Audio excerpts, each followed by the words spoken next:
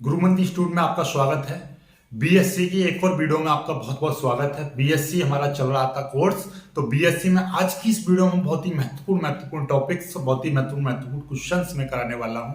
तो सबसे पहले तो हम वही चीज टेंजेंट और नॉर्मल की इक्वेशंस और उसमें से किस तरीके से किसी कांस्टेंट की वैल्यू फाइंड आउट कर सकते हैं वो सवाल कराएंगे।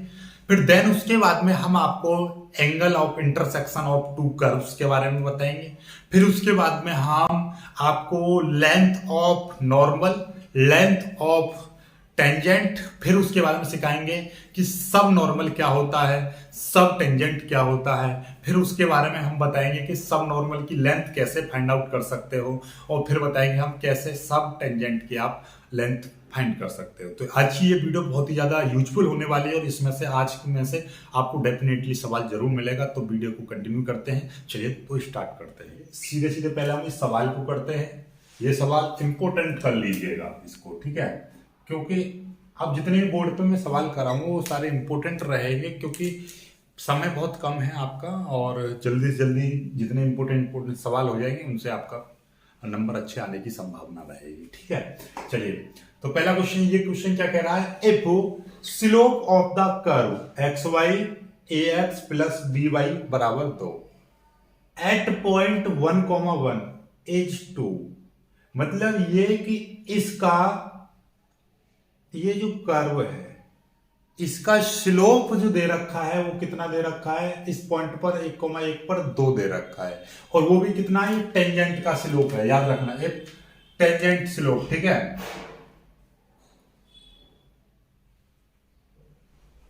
कहीं पे भी लिख लेना, ये टेंजेंट यानी स्पर्श रेखा का स्लोप है। ठीक है, स्लोप का मतलब प्रवणता, स्पर्श रेखा की प्रवणता।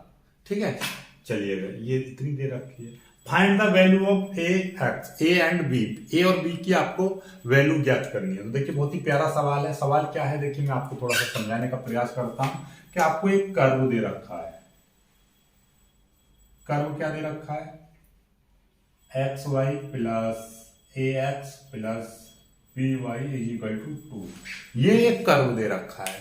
ठीक है, इस कर्व का एक पॉइंट भी दे रखा है, पॉइंट कितना दे रखा है, 1,1, ये पॉइंट दे रखा है, और इसका स्लोप, टेंजेंट का स्लोप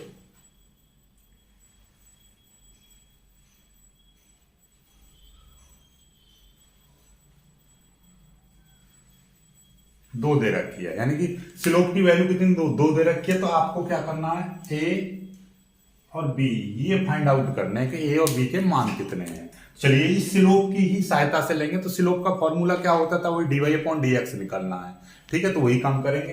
तो देखिएगा आपको क्या दे रखा है, यहां से ये जो समीकरण दे रखी है, x y plus a x plus b y is equal to 2, ये स्लोप दे रखा है। यहां से आपको क्या निकालना है, dy अपॉन dx निकालो। तो हम डिफरेंशिएट कर दे रहे हैं। ठीक है,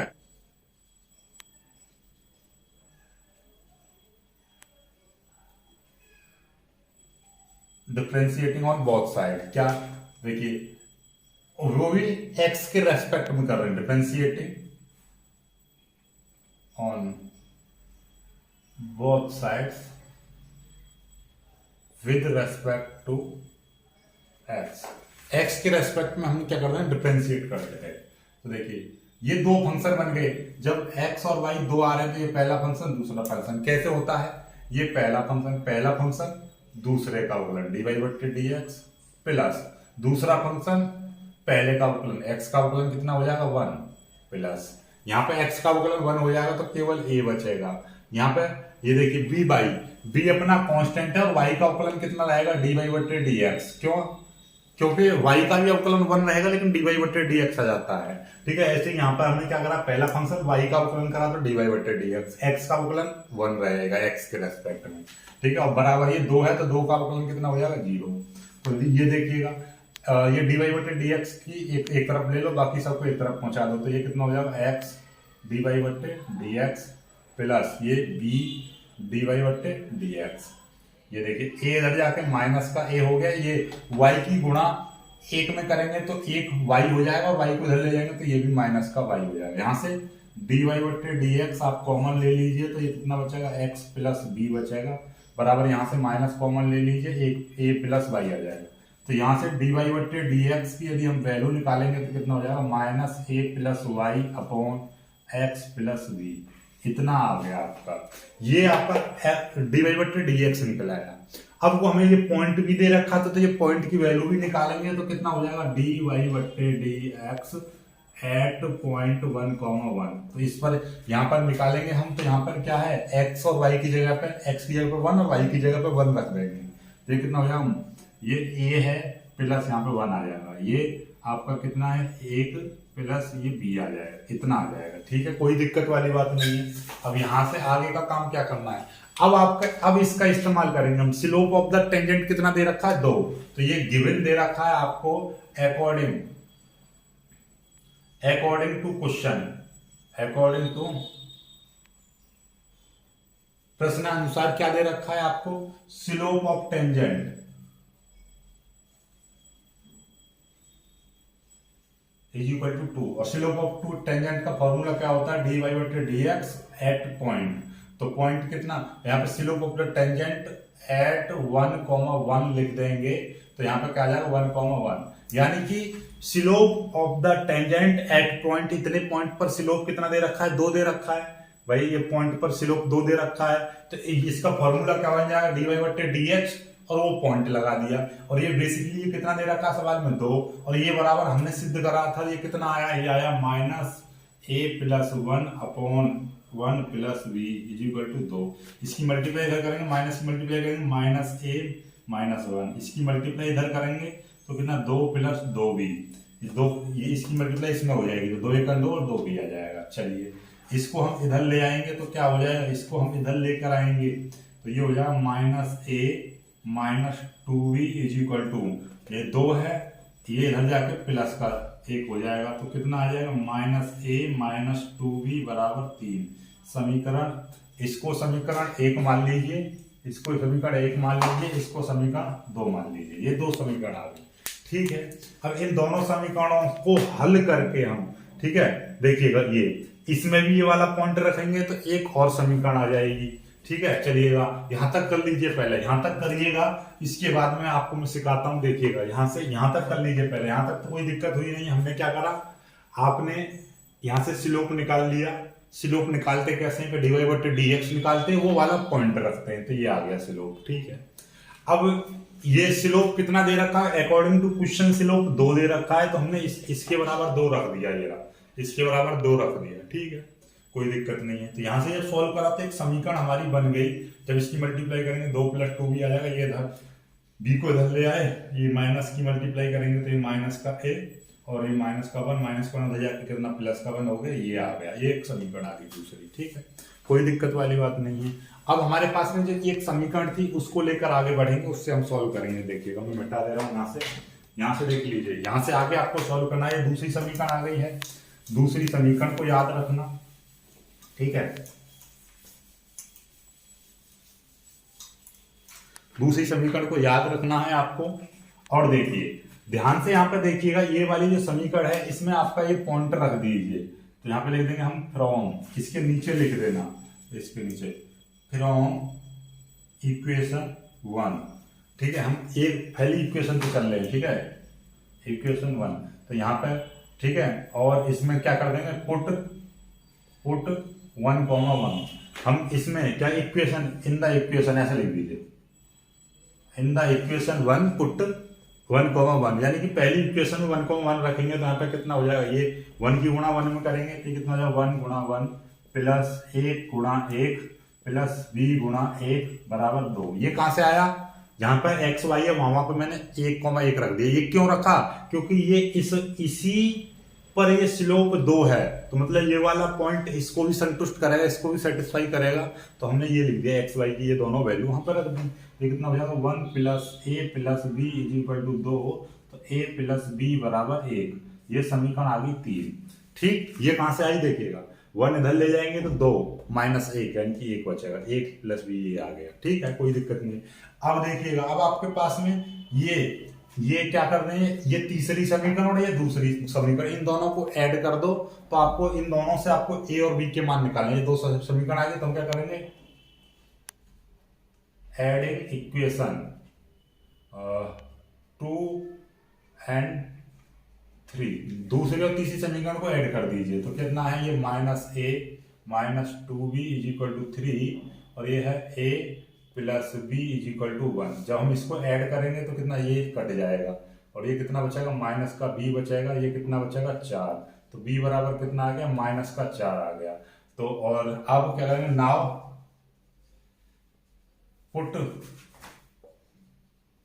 b = 4 इन इक्वेशन थर्ड।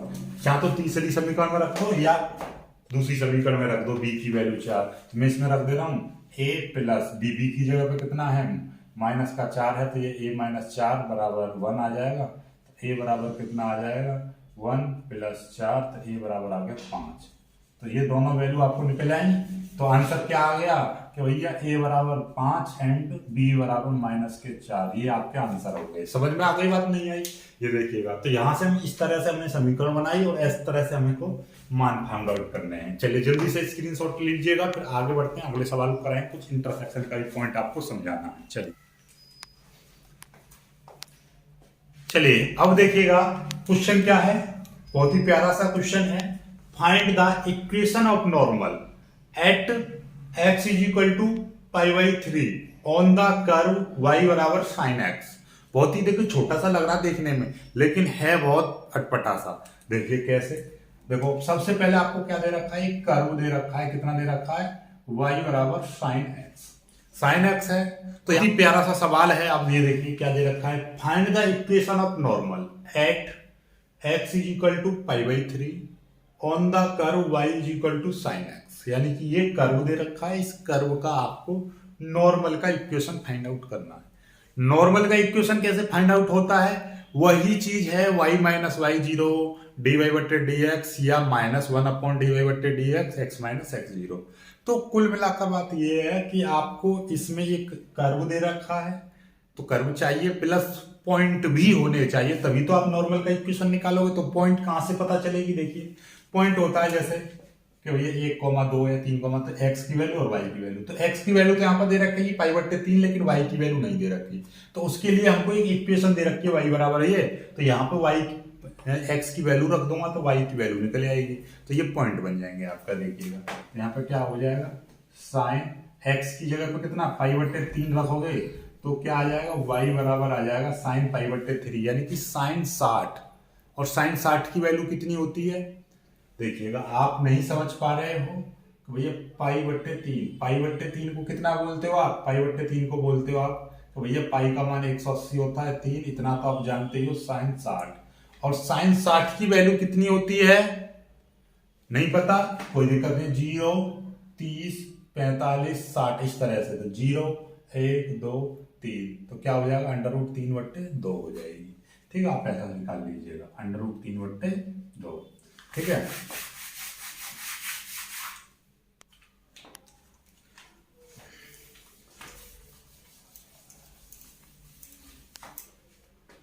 चलिएगा यहां तक क्लियर होगी बात कि भैया साइन π/3 की वैल्यू कितनी हो गई, √3/2। तो पॉइंट क्या बन गए, अब पॉइंट बन गए x की जगह पर कितना है π/3 और y की जगह पर √3/2। ठीक है, कोई दिक्कत वाली बात नहीं है। अब फिर से चलेंगे हम कि भैया ये समीकरण दे रखी थी आपकी, इसका dy/dx निकाल लो। dy/dx कितना हो जाएगा, साइन x का क्या होता है cos x होता है, cos x आ गया, कोई दिक्कत वाली बात नहीं है। अब इक्वेशन ऑफ नॉर्मल क्या हो जाएगी, इक्वेशन ऑफ नॉर्मल क्या थी, y - y0 -1/dy/dx और x - x0। ठीक है, कोई दिक्कत वाली बात नहीं है। लेकिन हाँ, ये वाला उस पॉइंट पर रखे जाते थे, वो वाला पॉइंट के भैया x0 और y0, इस तरीका से जो पॉइंट होते थे वो। तो देखिए यहाँ पर ये पॉइंट कहाँ है, यहाँ पे पॉइंट तो हमने रखा ही नहीं है, तो यहाँ पे पॉइंट रख देंगे तो कितना हो जाएगा dy/dx। ये वाला पॉइंट कौन सा बनना है, ये π/3 और ये, तो ये π/3 √3/2। तो ये वाला पॉइंट बन रहा है, तो यहाँ पे कितना हो जाएगा cos और ये π/3, तो कितना आ जाएगा cos π/3, यानी कि cos की जो वैल्यू है, cos पाई बट्टे 3 यानी कि cos 60 की वैल्यू कितनी होगी? cos 60 की वैल्यू 2। cos 60 की वैल्यू कितनी हो जाएगी? 2 हो जाएगी, राइट। तो cos 60 की वैल्यू 2 हो गई। चलिएगा, तो आप यहाँ पे कैसे लिख सकते हो आप? तो y माइनस वाई जीरो की जगह पर क्या आ गया? y0 की जगह पर आएगा ये √3/2 बराबर -1 इसकी वैल्यू कितनी आई है? 2। और x माइनस x0 की जगह पर कितना आ गया? पाई/3। ठीक है, कोई दिक्कत? ठीक है, आप देख लीजिएगा। अब आपको सॉरी यहाँ पे इसकी वैल्यू कुछ गड़बड़ा रही है हमारी। पाई/30 की वैल्यू यानी कि 30 उधर से 60 की वैल्यू कितनी थी? √3/2। तो इसकी जो वैल्यू है आपका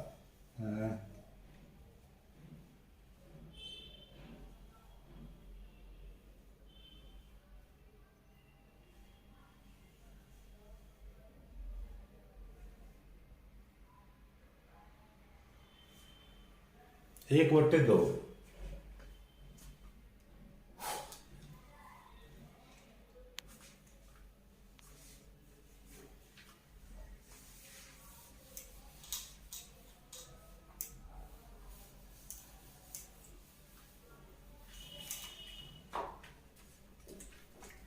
चलिएगा, यहां तक समझ में आ गया।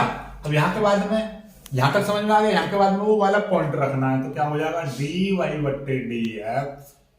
कौन सा पॉइंट लेंगे? ये वाला पाई/3 √3/2। तो क्या हो जाएगा? ये cos पाई/3। तो cos 60 की वैल्यू कितनी होती है? 1/2 होती है। चलिएगा, अब इक्वेशन ऑफ नॉर्मल क्या हो जाएगी? y minus y0 -1/dy/dx। कौन से पॉइंट की बात चल रही है इसकी? पाई/3 और √3/2 x माइनस x0। ये y माइनस y0 की जगह पे क्या है? ये है √3/2 बराबर -1 ये 1/2 रख देंगे। x माइनस x0 की जगह पाई/3। इसको सॉल्व करेंगे, 2 ऊपर चला जाएगा तो क्या हो जाएगा? y माइनस √3/2 और ये हो जाएगा -2 x माइनस ये कितना हो जाएगा? ये हो जाएगा आपका पाई/3। ये यहाँ पर 2 एलसीएम ले लीजिए, यहाँ पर 3 एलसीएम ले लीजिए, तो क्या हो जाएगा? y माइनस ये आपने यहाँ पर 2 एलसीएम ले लिया, 2 की मल्टीप्लाई कर देंगे 2y माइनस √3 बराबर ये -2 है। और यहाँ पे आप 3 एलसीएम ले लीजिए, तो क्या है? 3x माइनस पाई ये आ जाएगा। 3 की मल्टीप्लाई इधर, 2 की मल्टीप्लाई इधर, तो कितना हो जाएगा? 3 की मल्टीप्लाई इधर हो जाएगी 2y माइनस √3 और 2 की मल्टीप्लाई इधर -4 3x माइनस पाई। इसकी मल्टीप्लाई करेंगे 6y माइनस 3 बराबर ये 4 3 12 है x माइनस प्लस 4y इतना आ जाएगा। अब इसको या तो इतना ही रहने दीजिए इस समीकरण को, या x वाले को इधर ले आइए, तो कितना हो जाएगा? 6y प्लस 12x बराबर 4 पाई प्लस 3 या 12x प्लस 6y बराबर 4 पाई प्लस 3 ये ठीक समझ में आई बात? देखिए हम यहाँ तक समझ में आ गए। इस 12 इधर ले आए, प्लस का हो गया, इसको ये ले गए इधर, ये प्लस का हो गया, 12 को आगे लिख दे, 6 को इधर लिख दे, ये आपका इक्वेशन बन गई। ठीक है, बहुत ही प्यारा सा था ना, ये छोटा सा सवाल था लेकिन कितना बड़ा हो गया। बस आपको क्या है, अब नॉर्मल की इक्वेशन और आप टेंजेंट की इक्वेशन पर कोई दिक्कत नहीं होगी। अब देखिए सब नॉर्मल क्या होता है, सब टेंजेंट क्या होता है और इंटरसेक्शन क्या होता है, वो चीज सीखते हैं। जल्दी से इसका स्क्रीनशॉट लीजिए। देखिएगा अब सीखते हैं हम एक नया topic, angle of intersection of 2 curves. यानी कि हमारे 2 कर्वों के बीच का जो इंटरसेक्शन यानी कटान बिंदु है, उनका एंगल यानी उनका कोण आपसे पूछा है। तो देखिएगा इसकी डेफिनेशन क्या लिख दी है? The angle of intersection of 2 curves is defined as, यानी इस तरह से, यानी कि किसी 2 कर्वों के कटान बिंदु के 2 कर्वों के कटान बिंदु के कोण को इस प्रकार डिफाइन कर सकते हैं, इस प्रकार से परिभाषित कर सकते हैं कि the angle between their tangents at their point of intersection, यानी कि टेंजेंट 2 उन कर्वों के इंटरसेक्शन का जो टेंजेंट हैं उनके बीच में जो कोण होगा वही उन कर्वों के इंटरसेक्शन का कोण कहलाएगा, उनके ही कटान बिंदु का कोण कहलाएगा। जैसे देखिएगा एक्स और वाई हमारे पास दो अक्ष हैं, हमारे पास मान लीजिए एक ये कर्व है, कौन सा कर्व है, एक ये कर्व है और इसका टेंजेंट क्या है, इसका टेंजेंट है ये, इसका टेंजेंट है थोड़ा सा हम इस तरह से बनाएंगे, ये टेंजेंट,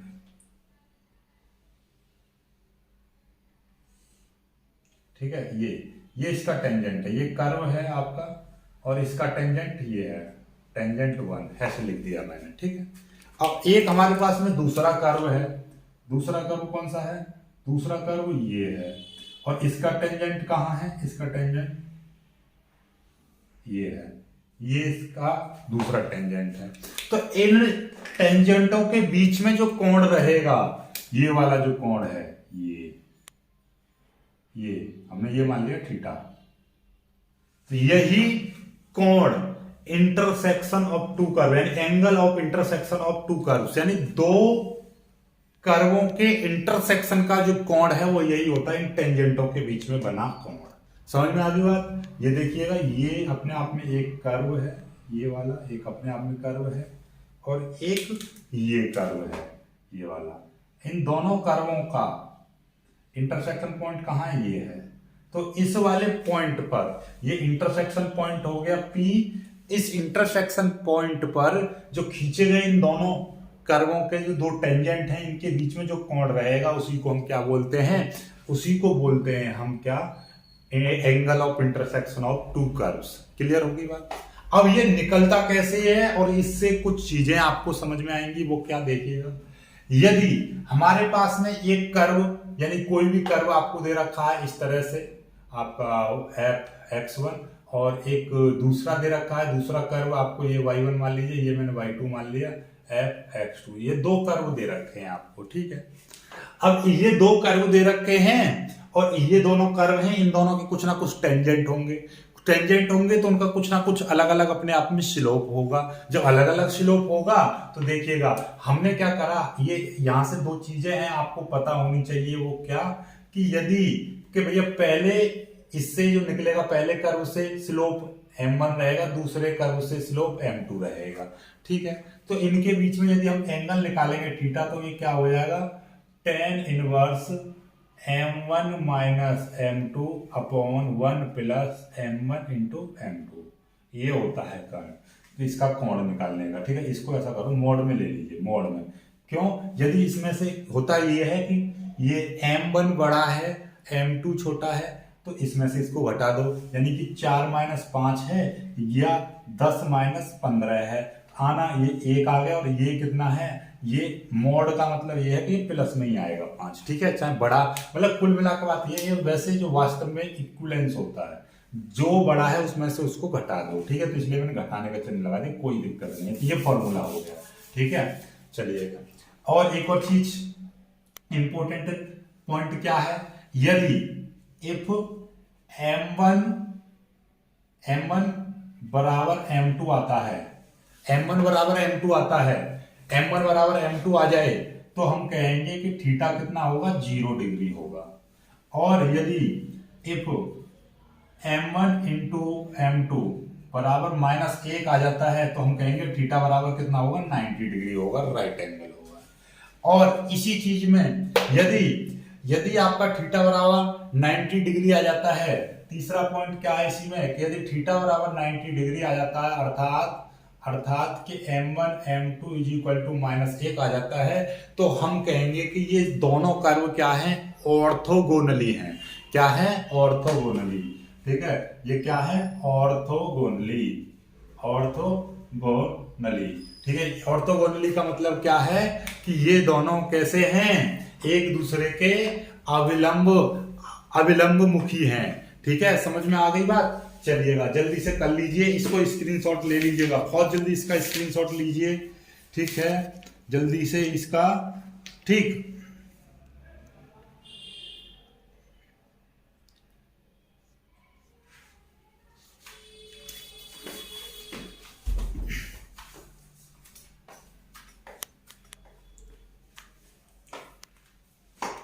इसका जल्दी से स्क्रीनशॉट ले लीजिएगा, ठीक। चलिए, तो इसका हिंदी में मतलब लिख लीजिए। इसका हिंदी में मतलब क्या हो जाएगा, लंब कोणीय।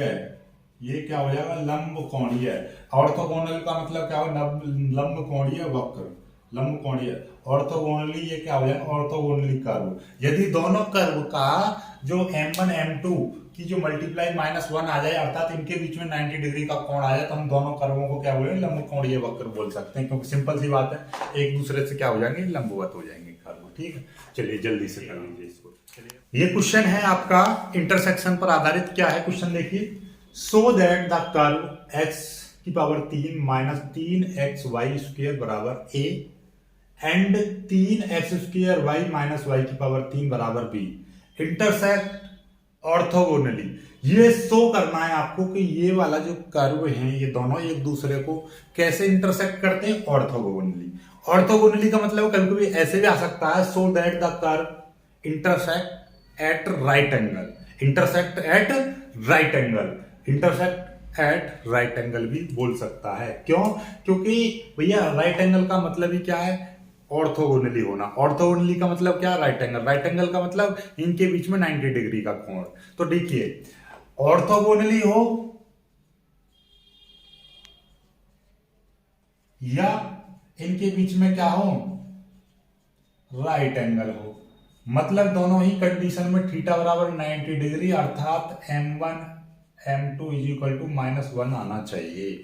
तो आपको m1 m2 is equal to -1 लेकर आना है। तो कह सकते हो कि ऑर्थोगोनली है, या कह सकते हो कि ये एक दूसरे को राइट एंगल पर इंटरसेक्ट करते हैं, या एक दूसरे को इंटरसेक्ट करते हैं कैसे, ऑर्थोगोनल, ठीक है। चलिए, तो आपको m1 m2 को -1 के बराबर लेकर आना है, एट द पॉइंट लिखना। चलिएगा, कोई दिक्कत नहीं है आपको। देखिए, पहला सॉल्यूशन करते हैं। पहली जो कर्व दे रखी है x की पावर 3 माइनस 3xy² बराबर a, ये दे रखा है। इसका डिफरेंशिएट कर दीजिए, डिफरेंशिएटिंग ऑन बोथ साइड,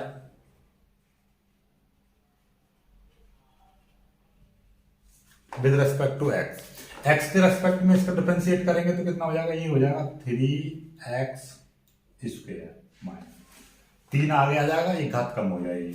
अब देखिए -3 जो होते कर ले रहा हूं मैं। अब यहां पर ये अपने आप में देखिए x और y² अपने आप में ये क्या है, ये अपने आप में 2 पॉइंट बन रहे हैं, अर्थात कि ये 2 समीकरण एक साथ जुड़ रही हैं, x और y, यानी 2 वेरिएबल आपस में जुड़े हुए हैं।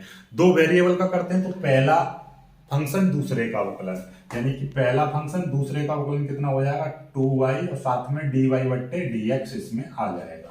क्यों आ जाएगा, क्योंकि y का अवकलन कर रहे हैं तो dy/dx आ जाएगा। फिर प्लस दूसरा फंक्शन यानी कि आपके y², दूसरा वाला फंक्शन y² आ गया, और पहले का अवकलन x का अवकलन करेंगे तो कितना आ जाएगा, 1 आ जाएगा, बराबर a का अवकलन कितना, 0, क्योंकि a है आपका यहाँ पर कांस्टेंट। ये कितना हो जाएगा, 3x² माइनस, जब मल्टीप्लाई कर देंगे तो कितना हो जाएगा, 3 दूनी 6xy, इसकी मल्टीप्लाई इसमें कर दे, और साथ में यहाँ पर क्या है, dy/dx है, प्लस इसकी मल्टीप्लाई इसमें करेंगे तो ये कितना हो जाएगा, -3y² बराबर ये हो जाएगा 0, ठीक है। बाकी सारी चीज को इधर ले जाओ तो ये कितना हो जाएगा, -6xy dy/dx बराबर 3y² और ये हो जाएगा -3x², ये आ जाएगा, ठीक है। 3 इसमें दिखाई दे रहा है कॉमन, 3 कॉमन ले लीजिए तो कितना आ जाएगा, ये आपका आ जाएगा -6xy dy/dx बराबर 3, यहाँ से कॉमन ले लिया तो y² माइनस x² आ गया, ठीक है। 3 से ये कट जाएगा, 3 दूनी 6 2 बार, तो और ये सारी चीज को नीचे ले जाएंगे तो dy/dx कितना आ जाएगा, y² माइनस x² अपॉन ये आपका आ जाएगा -2xy, इतना आ गया, ठीक। कोई दिक्कत वाली बात नहीं है, नो प्रॉब्लम। अब माइनस को नीचे लिखो या मत लिखो, इसको या तो यहाँ पे लिख दो माइनस को, या आप ऊपर वाले में लगा दो, लेकिन मैं यहीं पे लिख दे रहा हूँ, कोई दिक्कत नहीं है, ठीक है। घबराने वाली कोई जरूरत नहीं है, ये आ गया, ठीक है, कोई दिक्कत नहीं है। अभी इसके साथ में आप यहीं पर m1 और निकाल लीजिए, यहीं पर m1 निकालेंगे तो हम क्या हो जाएगा, m1 निकालेंगे तो क्या निकलता है, dy/dx और वो वाला पॉइंट रखे जाते हैं। कौन से वाले पॉइंट रखे जाते हैं? जिस पर ये निकाल रहा है हमें, ठीक है। ये तो हमारा पॉइंट कहाँ है? ये है दोनों। तो ये देखिएगा, ये वाला पॉइंट हम निकालेंगे तो क्या हो जाएगा, जहाँ यहाँ पर x आ रहा है वहां पर h, यहाँ पर y आ रहा है वहां पर k। तो ये रखेंगे तो कितना हो जाएगा, ये देखिएगा, ये हो जाएगा आपका k स्क्वायर माइनस x की जगह पर h स्क्वायर, और नीचे आपका आ जाएगा -2 और x की जगह पे h और y की जगह पे k। तो ये m1 निकल आया आपका, ठीक है, कोई दिक्कत? ये m1 निकल आया। हम किसकी बात कर रहे हैं? टेंजेंट की। क्यों? क्योंकि हमको पता है कि इंटरसेक्शन पॉइंट हमारा टेंजेंट पर निकलता है, क्योंकि दो टेंजेंटों के बीच में। तो टेंजेंट 1 निकल आया। ये टेंजेंट 1 की क्या निकालनी? स्लोप निकालनी, स्लोप, ठीक है। तो ये टेंजेंट 1 की स्लोप निकल आई। टेंजेंट की स्लोप निकाले। आप कहोगे सर नॉर्मल की क्यों नहीं निकाले? क्योंकि भैया हमारे इंटरसेक्शन और ऑर्थोगोनली वगैरह जब हम चेक करते हैं तो वो केवल टेंजेंट पर चेक करते हैं, ठीक है। चलिए, अब हमारा दूसरा, अब फिर से हम निकालेंगे आपके दूसरी कर्व क्या है? अगेन आपकी दूसरी कर्व दे रखी 3x square y minus y की पावर 3 बराबर b। चलिएगा यहां पर करते हैं, वही काम करेंगे। ये देखिए, इसको मैं ऐसे मान रहा हूँ पहला फंक्शन और इसको मैं दूसरा मान ले रहा हूँ। तो पहला फंक्शन जो कहते हो दूसरे का अवकलन dy/dx प्लस दूसरा फंक्शन जो कहते हो पहले का अवकलन कितना हो जाएगा? देखिए 3x स्क्वायर का अवकलन करेंगे तो देखिएगा नॉर्मली 3 जो कहते हो ना x स्क्वायर का 2x हो जाएगा, दोनों को मल्टीप्लाई करेंगे 6x, तो ये कितना हो जाएगा? 6x हो जाएगा माइनस इसका 3y स्क्वायर आ जाएगा इंटू dy/dx साथ में आ जाएगा। क्यों? क्योंकि ये x है, y की पावर 3 का अवकलन करेंगे, 3 नीचे, एक घात कम हो जाएगी, y की पावर 2 और y है इसलिए dy/dx आ जाएगा। b कांस्टेंट है, कांस्टेंट का अवकलन 0। इतना तो सभी लोग जान ही रहे हैं, ठीक है, कोई दिक्कत वाली बात नहीं। इसको उधर ले जाइए और बाकी कितना बचेगा? ये 3x स्क्वायर। चलिए देखो जब ध्यान से मैं क्या कर रहा हूँ, इसमें से और इसमें से dy/dx में कॉमन ले ले रहा हूँ, तो कितना बचेगा? यहाँ पे बचेगा 3x स्क्वायर और यहाँ पे बचेगा -3y स्क्वायर, ठीक है। ये और इसमें से क्या 3 भी कॉमन ले लो, ये 3 भी कॉमन ले लो, क्योंकि 3 दिखाई दे रहा है, देखो 3 ये रहा, तो मैंने 3 भी कॉमन ले, 3 ले लिया, dy/dx कॉमन ले लिया, 3 और dy/dx कॉमन ले लिया, तो यहाँ पे बचा कितना? बचेगा यहाँ पे ये 3 चला गया, dy/dx चला गया x स्क्वायर माइनस, और यहाँ से 3 गया, dy/dx गया, यहाँ पे बचा y स्क्वायर बराबर, और ये 6xy इसको उधर पहुंचा देंगे तो -6xy आ जाएगा, कोई दिक्कत नहीं है, ठीक है।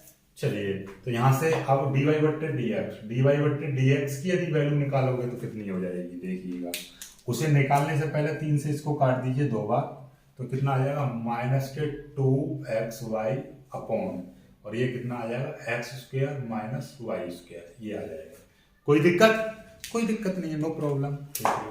अब dy/dx कितना, यहाँ पॉइंट भी लगा देंगे, ये वाला पॉइंट लगा देंगे dy/dx, और ये वाला पॉइंट हमने लगा दिया, कौन सा पॉइंट? h, k, ये लगा देंगे, तो कितना हो जाएगा? -2 इंटू x की जगह पे h, y की जगह पे k, और यहाँ पे क्या है? k स्क्वायर माइनस ये y की जगह पे क्या है? h स्क्वायर, ठीक है। ये चीज आ गई, क्लियर हो गई बात? नहीं क्लियर हुई? ठीक है, 2h, k, ठीक है, 2h, k square minus h square, ये चीज आ गई।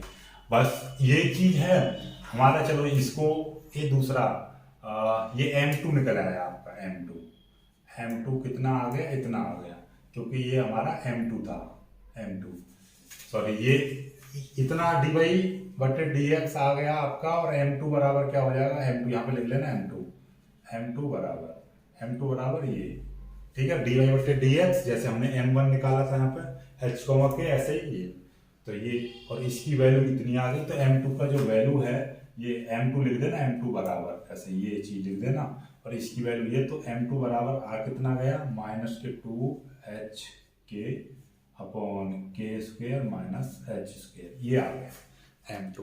अब हमको क्या करना है? m1 m2 बराबर -1 दिखाना, तभी तो ये ऑर्थोगोनल होगा। चलिएगा, तो नाउ अब क्या कर रहे हैं हम m1 इंटू एम टू निकाल रहे हैं। तो m1 की वैल्यू कितनी है, m1 की वैल्यू के square minus h square upon, ठीक है।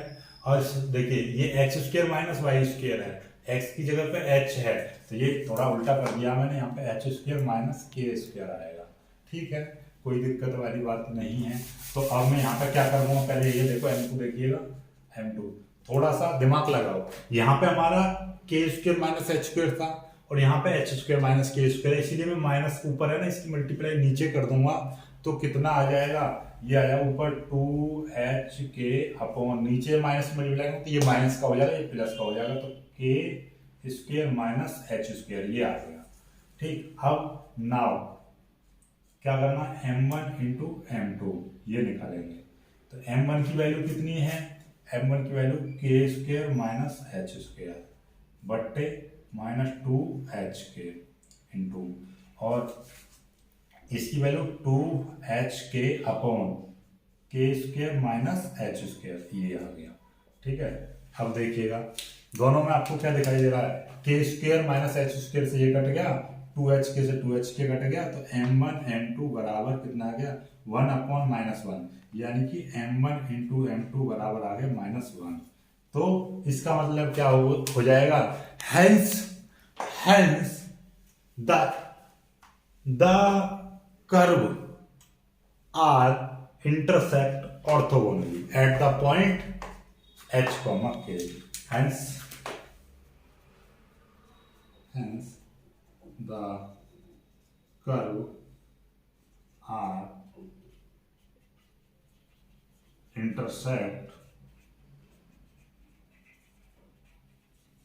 orthogonally at point h, k, ऐसे लिख दोगे नीचे, ठीक है। तो ये एक लाइन होगी आपकी, ठीक है। चलिए आई होप कि आप ये सवाल समझ पाए होंगे, जल्दी से कर लीजिए, जल्दी से इस सवाल को कर लीजिएगा, बहुत जल्दी इसको कर लीजिए, हर पॉइंट को आप समझ चुके हैं, जल्दी से स्क्रीनशॉट लीजिए फिर आगे बढ़ते।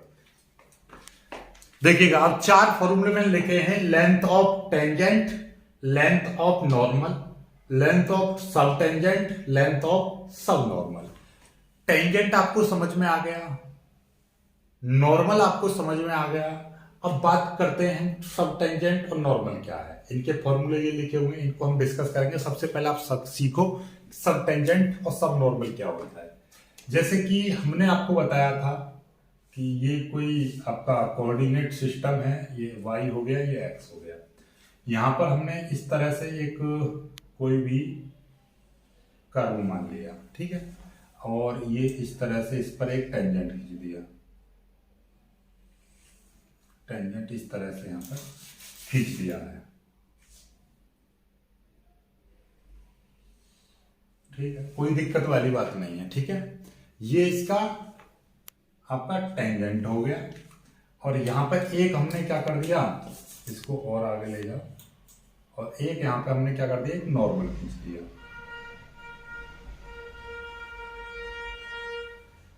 ये क्या है, ये आपका नॉर्मल हो गया, राइट। नॉर्मल ये आपका नॉर्मल, ये आपका टेंजेंट, और ये टेंजेंट जिस पर झुक रहा है ये हमने फाई बोल दिया, ये स्लोप हो गया, ये क्या हो गया आपका, ये चीज आपकी स्लोप हो गई, क्लियर है। चलिए ये तो यहां तक समझ में आता है, आपको पहले सिखा रखा है हमने। ये कोई भी पॉइंट मान लीजिए, हमारा एक पॉइंट है x, y, ठीक है। टेंजेंट एट P ये हो गया, ये यहां से हम बोल रहे हैं, ये कोई भी मैं Q मान ले रहा हूं इसको Q। तो ये देखिएगा लेंथ ऑफ टेंजेंट जिसको बोलेंगे हम कितना हो जाएगा, ये हो जाएगी आपकी QT, ठीक है, Q से T ये वाला, या QP बोल दीजिए, QP बोल दीजिए सिंपल से, QP at length of tangent at P, at P की बात चल रही है, एट P और एट P। क्लियर है बात, यहां तक समझ में आ रही है बात, आपको समझ पा रहे हो बात को, चलिएगा ठीक। चलिए length of tangent at P, length of tangent, इस टेंजेंट की हमको लेंथ चाहिए एट पी, पी तक की, ठीक है, पी पर इस टेंजेंट की लेंथ, तो ये लेंथ यहां से और यहां तक, यानी कि ये जहां पर स्लोप बनता है वहां पर जो काटता है, या यहां से काटे या यहां से काटे, तो इस क्यू से पी तक की जो वैल्यू है वो क्या हो जाएगी, लेंथ हो जाएगी टेंजेंट की। और इससे ये देखिएगा यहां से ये पी से और ये क्यू हो गया, और यहां पे मैं मान ले रहा हूं आपका एम मान ले रहा हूं, एम ये वाला, ठीक है। तो ये नॉर्मल था, तो normal length of normal eight P, length of normal eight P, इस बिंदु पर नॉर्मल की लेंथ कितनी होगी, ये वाली यहां से यहां तक की, पी एम कितनी हो जाएगी, ये नॉर्मल की लेंथ कितनी हो जाएगी, पी एम, याद रखना ये क्या है, ये आपका क्यू पी हो गई, ये आपकी क्या होगी, पी एम, ठीक। चलिएगा अब हम बात कर रहे हैं सब टेंजेंट क्या होता है, सब टेंजेंट। सब टेंजेंट निकालने के लिए हम क्या करेंगे, यहां पे देखिएगा, एक सबसे पहले यहां पे क्या करेंगे, एक लंब खींच लेंगे, एक लंब खींच दिया, ठीक, राइट एंगल बन रहा है यहां पर, ठीक है, इस तरह से घबराने की कोई जरूरत नहीं है, ठीक है। ये अब ये यहां पर क्या है, ये भी एक पॉइंट मान लीजिए, ये क्या हो गया, टी हो गया, पी हो गया, एम हो गया, क्यू हो गया, और इसको एस मान लीजिए, ठीक है, एस। अब देखिएगा जहां से जिस तरह से ये क्या है, टेंजेंट है, ये क्या है, टेंजेंट। अब इस टेंजेंट से ये लंब पड़ा हुआ है, ओके, और ये टेंजेंट है, इसी बिंदु से ये जो लंब काटा है इस बिंदु तक की दूरी, यही क्या कहलाएगी, ये तो आपका हो गई लेंथ ऑफ टेंजेंट हो जाएगी, और यही क्या हो जाएगी, सब टेंजेंट। ये क्या कहलाएगा, सब टेंजेंट कहलाएगा। और इस सब टेंजेंट की लेंथ कितनी हो जाएगी, क्यू एस, है ना, क्यू एस, ये सब टेंजेंट हो जाएगा, यहां से यहां तक का ये क्या हो गया, सब टेंजेंट। इसी तरह से ये आपका नॉर्मल है, और ये यहां से ये लंब पड़ा हुआ है, तो ये वाली नॉर्मल जहां पर काट रहा है नीचे, वहां से और यहां से जो लंब डाला है ये एम एस या एस एम, ये आपका क्या हो जाएगा, सब नॉर्मल हो जाएगा। ये नॉर्मल वाली जो रेखा एक तो पी बिंदु पर काट रही है, दूसरे बिंदु पर यहां से काटती है, और वहां से जो लंब डाल के हम बनाते हैं, ये आपका ये क्या हो जाएगा, सब नॉर्मल। ये आपका क्या कहलाएगा, सब नॉर्मल, ठीक है। और याद रखना ये जितना कोण होता है वही कोण ये भी होता है, ठीक है। समझ में आ गई बात, इस चित्र को समझ लेना। ये स्लोप हो गया, ये सब टेंजेंट हो गया, ये सब नॉर्मल हो गया, ये पूरा टेंजेंट हो गया, ये पूरा नॉर्मल हो गया। और टेंजेंट की यदि ये लेंथ की बात करी जाए तो लेंथ की टेंजेंट यहां से यहां तक की ये नॉर्मल की लेंथ होगी, और यहां से यहां तक की ये क्या होगी, यहां से यहां तक की ये टेंजेंट की लेंथ होगी, और यहां से यहां तक की ये वाली त्रिभुज बन गया ना एक ये, तो ये सब टेंजेंट और सब नॉर्मल मिलाकर ये बैठे गए यहां से यहां तक की, ठीक है। चलिएगा समझ में आ गई बात, चलिए बहुत जल्दी इसको कर लीजिएगा, क्लियर है ना बात। चलिएगा यहां तक कोई समस्या आपको नहीं होनी चाहिए, तो ये फॉर्मूले आपको पता होने चाहिए, इसको लर्न कर लीजिए क्योंकि इन पर डायरेक्टली क्वेश्चन आता है। चलिए अभी हम आपको क्वेश्चन करके दिखाते हैं। ये question, find the length of सब नॉर्मल एंड लेंथ ऑफ सब tangent at any point theta. The curve, ये कर्व दे रखे हैं आपको, और इसकी आपको लेंथ ऑफ नॉर्मल, सब नॉर्मल, लेंथ ऑफ सब टेंजेंट फाइंड आउट करनी है। डायरेक्टली सवाल है, बहुत ही प्यारा सवाल है, देखिए करते हैं स्टार्ट। तो इसके लिए आपको सबसे पहले dy अपॉन dx निकालना है, उसके बाद में सारा कुछ होगा। तो dy अपॉन dx कैसे निकलेगा, पहले आपको एक कर्व दे रखा है, कितना दे रखा है, x बराबर a cos की पावर 3 थीटा। तो पहले हम dx अपॉन d थीटा निकालेंगे यहां से, क्योंकि ये दो समीकरण अलग अलग दे रखे हैं x और y, तो ये तभी निकलेगा जब अलग अलग निकालेंगे। ये थीटा में तो theta dx upon d theta निकाल दिया।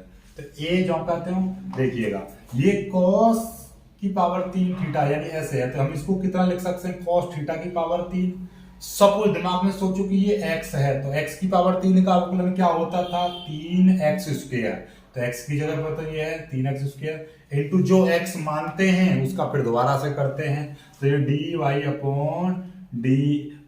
अपॉन ये क्या नाम है, ये आ जाएगा d/d थीटा और cos थीटा, और cos का क्या होता है माइनस, तो 3 cos² theta into minus sine theta, इस तरह से आ जाएगा। तो मैं डायरेक्ट लिख दे रहा हूं इसका cos की पावर 3 का अवकलन कितना होगा 3 cos² थीटा, यानी कि ये x मान लिया, फिर इसका दोबारा से करेंगे तो क्या आ जाएगा माइनस साइन थीटा, ये आ जाएगा। तो नॉर्मली देखा जाएगा तो कितना आ जाएगा dx/d थीटा बराबर और 3 सॉरी ये माइनस को भी मैं आगे लिख दे रहा हूं इसको -3a cos² theta into sine theta, ये चीज आ जाएगी आपकी। ठीक है, कोई दिक्कत नहीं है। इसी तरीके से आपका ये साइन वाले का करेंगे हम, ये y बराबर कितना है a साइन क्यू थीटा है, तो dy/d थीटा ये कितना हो जाएगा a इंटू ये कितना हो जाएगा 3 साइन² थीटा, भाई साइन की पावर 3 का x की पावर 3 का 3x² इंटू जो x माना है साइन का, फिर दोबारा से करेंगे तो क्या आ जाएगा cos थीटा। तो नॉर्मली देखा जाए तो dy/d थीटा कितना आ जाएगा 3a sine theta into cos theta, ये आ जाएगा।